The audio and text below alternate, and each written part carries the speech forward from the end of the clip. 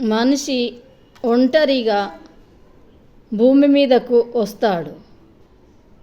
భూమి మీద పడ్డ ఆ మనిషికి అమ్మ, నాయన, అక్క, చెల్లెళ్ళు, ఒక కుటుంబం ఏర్పడుతుంది.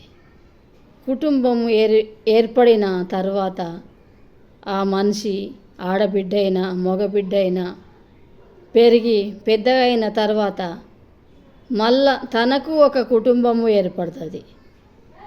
ఆడవాళ్ళైతే భర్త, మగవాళ్ళైతే భార్య. తన నలుగురితో కలిసి ఉంటాడు. మళ్ళీ భార్య, బిడ్డలు, అది ఒక కుటుంబం అవుతుంది.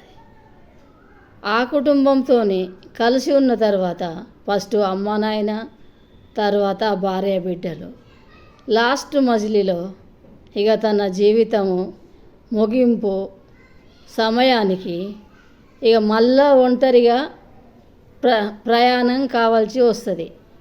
ఫస్ట్ ఒంటరిగానే వస్తాము, తర్వాత ఒంటరిగానే వెళ్తాము.